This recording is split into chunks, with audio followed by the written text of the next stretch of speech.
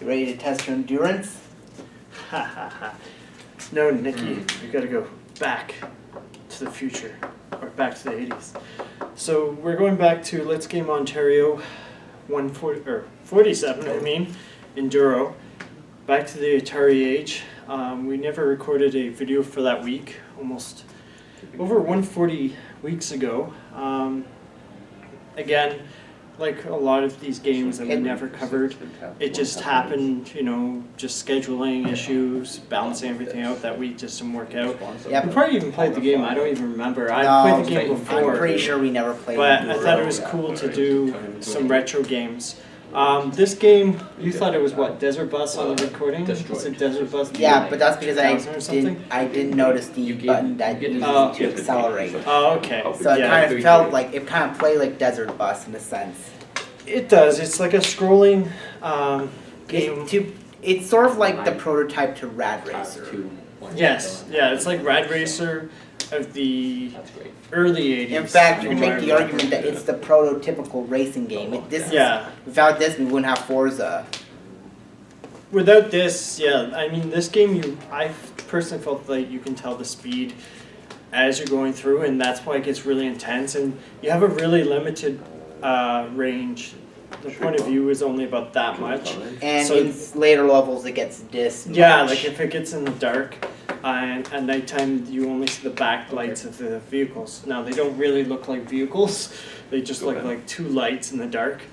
And then the fog. Yeah, and then the fog. Fog's probably the worst, I think. And so you're racing against time, trying to get to the checkpoint in, I don't know, a minute or so. They don't really give you a time. It's just, it starts to beep when you get close, or you know, you're running out of time. This game is actually a lot harder than it looks. Like if you watch someone play, it's like, oh, that looks easy, and it's like you have a second or two to react. Especially when you're just rolling down the boost button. Yeah, you can't do that.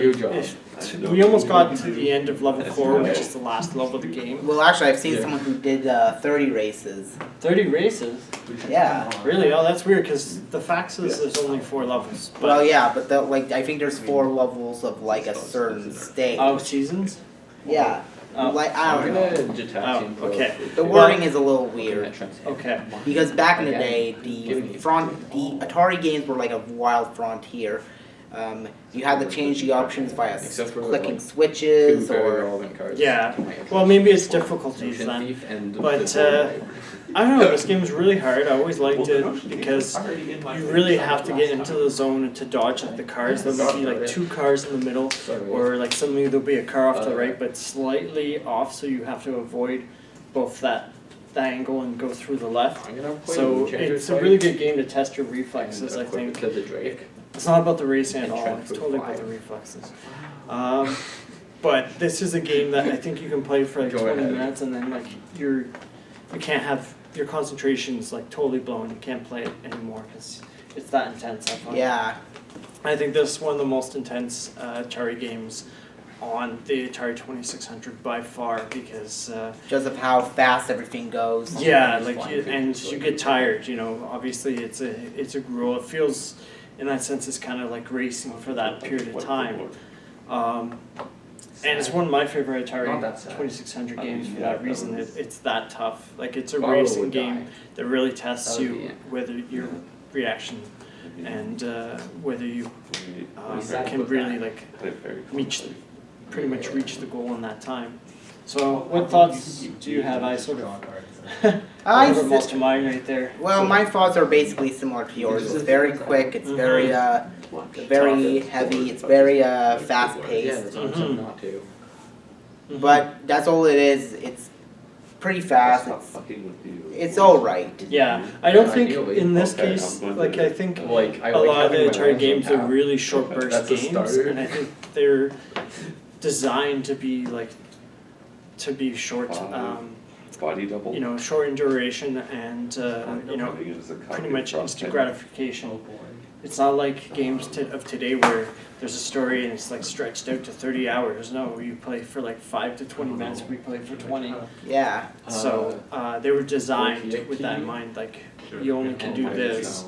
So let's do what the best we can with, I think it's like 8 bytes of memory, which is just crazy when you think about what they had to work with to make a game back then. So it makes you appreciate, oh wow, you know, they managed to do so much with so little. Yeah, now we are doing so much with so much. Yeah, well, and Or- now the budgets are a lot higher too. Or if you want to be a cynic, oh look how little they're doing with so much. Yeah, depending on your point of view. But Yeah, I think this is He's one like of the an best games for the undoable system. I think I said that earlier, and it's It's definitely an experience you don't forget. That If you go cannot be back and shook. see like, okay, this is where racing games the unshooting. were at on the Atari 2600 a few decades ago. Yep. Anything else? Or No, I think that's pretty much everything that was needed to be said. This is very prototypical. yeah, I think there are other intense games on the system, but this game in particular, because you have such a short viewpoint, yeah, it's a lot more. No. I don't know. It just hits you. One black. It's a lot more intense in that sense Man. because of the short The viewpoint. body A lot of the other racers that stretched out, you can like sort of Yes. react slower. But this game, yeah, definitely stands out amongst the whole lineup. Haha. So That's that's all I've got. I was gonna That's say all that I you got. did the All right, guys, destroy my bio. keep I'm on like, gaming, that and destroyed my we'll see bio. you later. Adios. Oh well. Yeah.